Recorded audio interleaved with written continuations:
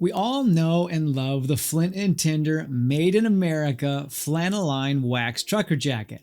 It's warm, it's water repellent, and it looks outstanding. But is the best Flint and Tinder waxed jacket actually one that's made in Indonesia? Let's get into it. Welcome to Stray Reviews. I'm Lee, and I'm here to help you find the best men's lifestyle gear and apparel.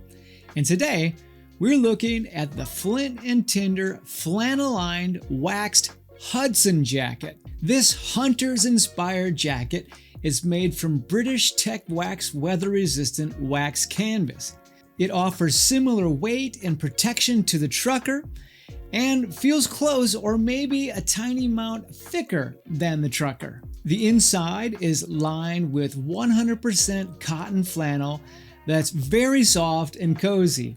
In my opinion, it's actually a step up from the trucker because the trucker's lining is polyester. The underside of the collar is trimmed with 100% wool.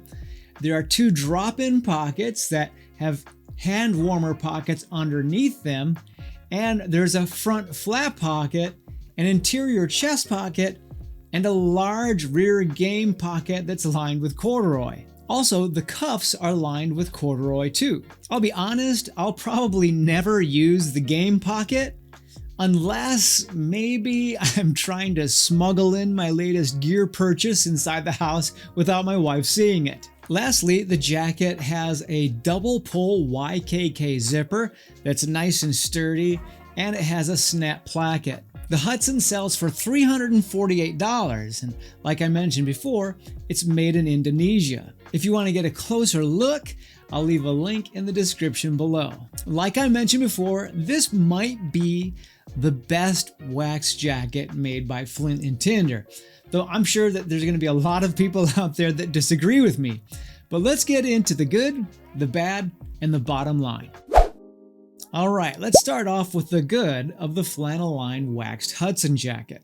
First of all, I really do like how warm and roomy this jacket is. I'm 5'8", I'm 165 pounds, and I picked this one up in a medium. Even though the materials on this jacket are similar to the waxed trucker, it does feel a bit warmer, and that's probably just because it covers more. The back of this jacket comes almost past my backside, and it doesn't expose my back when I bend over or sit down, kind of like the trucker does sometimes. Also, I can wear a slightly thicker shirt or sweater than I can when I'm wearing the trucker, but not too much thicker than I can when I'm wearing the trucker.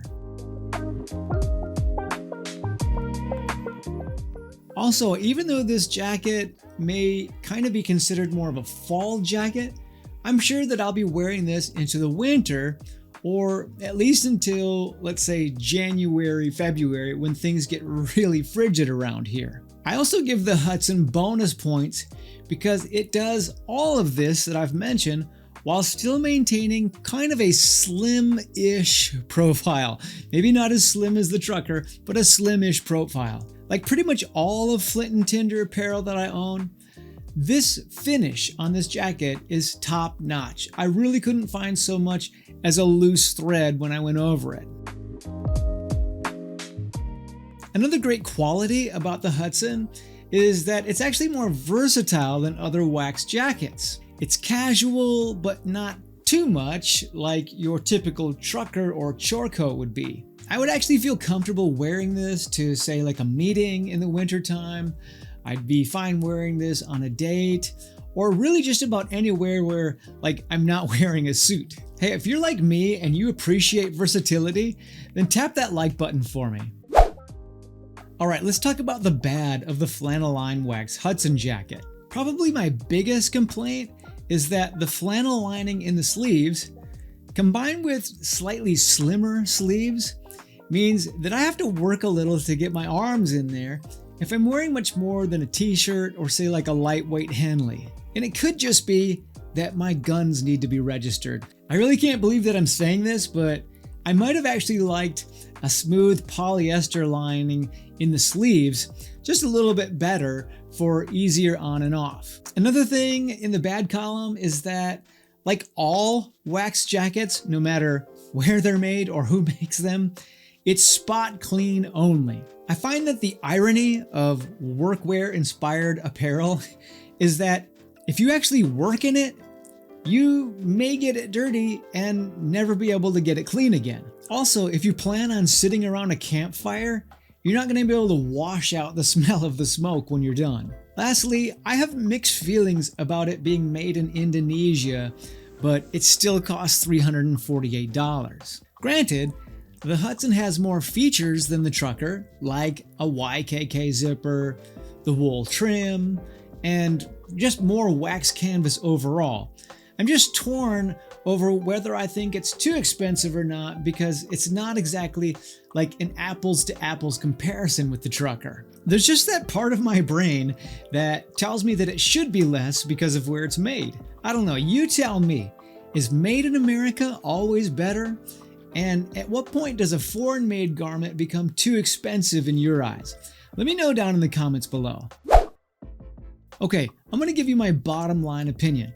But if you're getting some value out of this today, then I want to invite you to subscribe to the channel so that you'll catch my upcoming reviews. Alright, the bottom line is that the Flint and Tinder Flannel-Lined Waxed Hudson Jacket is a brilliant fall and let's say early winter jacket that's warm, comfortable, and versatile. Some might take issue with the price given that it's not made in America like Flint and Tinder's famous trucker. But something tells me that this is going to be my most worn wax jacket this season, even more than the trucker. And like I always say, the best jacket is the one you'll wear. If you want to see my review of the wax trucker, here's the excellent wool-lined version. I want to thank Huckberry for providing this jacket for review.